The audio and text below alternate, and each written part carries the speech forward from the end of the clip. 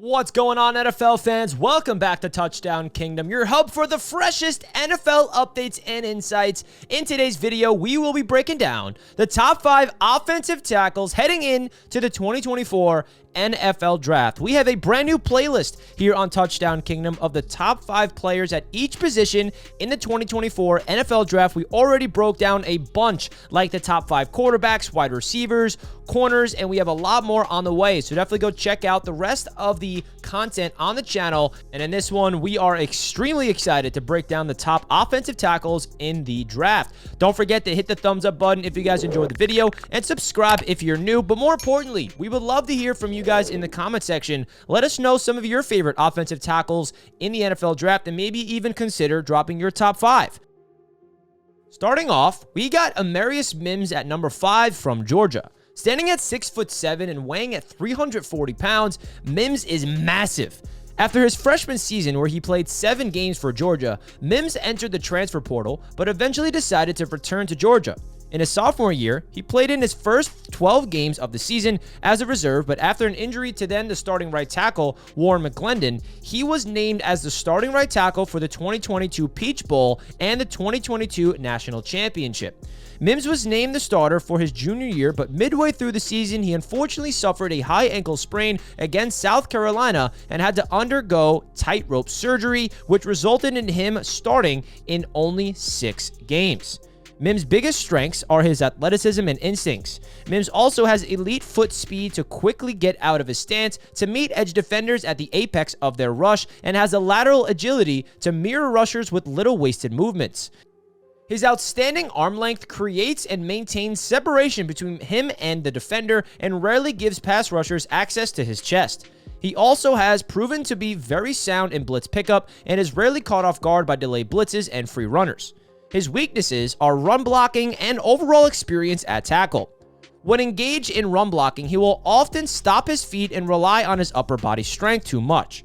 He was able to get away with this at the college level due to his elite physical abilities, but he will struggle against high motor NFL defenders if he does not sharpen that area of his game.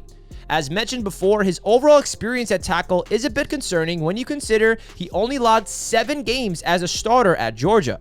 Mims is arguably the most athletic tackle in the entire draft, and if he can shore up his run blocking and stay on the field more, he will be a solid tackle at the professional level. Coming in at number 4, we got Alabama's J.C. Latham, who stands at 6'6" and weighs 360 pounds. As a freshman at Alabama, Latham saw significant playing time. He mostly played right guard, where over the course of 9 games and 142 snaps, he allowed just 2 quarterback hurries and 2 quarterback hits with 0 sacks allowed. As a sophomore, Latham moved to right tackle and played in 12 games, and on 821 snaps, he allowed 10 quarterback hurries, 1 quarterback hit, and 0 sacks. In his junior year, he started all 13 games at right tackle and had over 813 total snaps and just allowed 2 sacks. As a result, he was named a second-team All-American and was also named to the All-SEC first team. Latham's strengths are his size and power. His build is one that the NFL scouts covet for an offensive lineman. His size allows him the leverage necessary when engaging in both pass protection and run blocking scenarios. His reach and length give him the ability to engage and neutralize oncoming rushers with a natural advantage that smaller linemen do not possess. His weaknesses are his slightly below average footwork and agility. Latham's lack of foot speed caused him some issues when facing both speedy pass rushers and pass rushers who took wide angles to get to the quarterback. The ability to harness his size while refining his technique and agility will be crucial if he wants to be a long-time starter at the next level. If he lands with the right coaching staff and the right system, Latham could be a Pro Bowl level starter for many years in the NFL.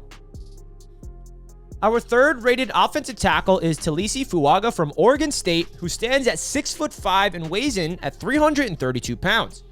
He only played in 3 games as a freshman, but in that limited action, he was still impressive, as he did not allow any QB hurries, hits, or sacks. His playing time increased in his sophomore year, where over the course of 12 games and 744 snaps, he allowed just 8 quarterback hurries, 2 quarterback hits, and 0 sacks. It was in his junior year that Fuaga really separated himself from the rest of the offensive tackles in the country. In 12 games and a total of 700 snaps, he gave up just 12 QB hurries, 2 quarterback hits, and once again, 0 sacks.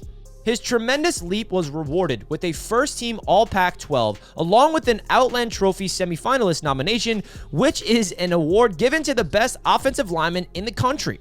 His strengths are his exceptional run blocking ability and his aggressiveness. Fuaga's physicality sets the tone up front, and this allows him to control the line of scrimmage. He consistently sends defensive linemen backwards, and his high motor and relentless aggression will prove to be very useful for any run offense in the next level. His weaknesses are his below-average arm length and his hip flexibility. Both of these could potentially cause him problems in the pass protection and at the next level, but the fact that he has never surrendered a single sack in his collegiate career tells you he has the ability to overcome these shortcomings. NFL teams looking for an aggressive and technically sound offensive tackle should definitely consider taking Taliese Fuaga in this year's NFL draft. In our second spot, we got the 6'6", 319-pound Olu Fashanu out of Penn State. As a freshman, Fashanu didn't see much action, and as a sophomore, played in just 4 games, where over the course of 85 snaps, he gave up 0 quarterback pressures, hits, and sacks. During his junior campaign, he played in only 8 games due to an injury. However, he was still able to impress many with that limited action, as over the course of 542 snaps, he allowed just 6 quarterback hurries, 1 quarterback hit, and 0 sacks. Senior year is when Fashanu blossomed into arguably the best tackle in the country. At the beginning of the season, he was named team captain and backed up his captain status with great play on the field. He started all 12 games at left tackle and allowed 0 sacks and was named the Remington Pace Big Ten Offensive Lineman of the Year, while also earning first-team All-Big Ten honors. Fashanu's strengths are his lower body hand strength and his impressive lateral agility. His lower body and hand strength allows him to anchor and counter against various types of pass rushers and pass rushing moves and in run blocking. These strengths allow him to effortlessly engage and control defenders. His lateral agility is extremely impressive for his size and allows him to effectively react to defenders' counter moves. He also uses this agility to recover from any missteps and can quickly close the gap between him and a defender.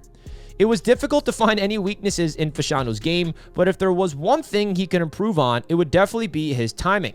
In his senior year, he had some instances where he mistimed his initial punch, which allowed the defender to breach his chest area and get him off balance.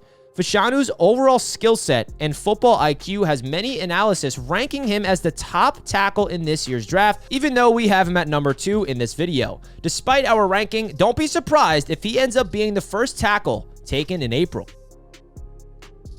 Now, this year's draft is rich with offensive tackle talent, and ranking 2 through 5 proved to be very difficult, but the number 1 spot on our list was never really in doubt. Notre Dame's Joe Alt sits at the top of our list, and we expect him to be the first tackle off the board in April. Joe Alt, son of former Pro Bowl tackle John Alt, stands at a giant 6'8", 322 pounds.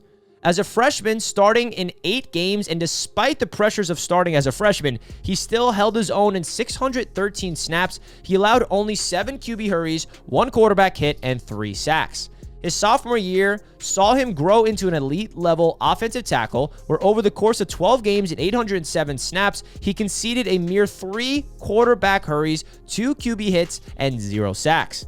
This impressive season resulted in him being named the first-team All-American. His junior year, he was named team captain and had historically great numbers.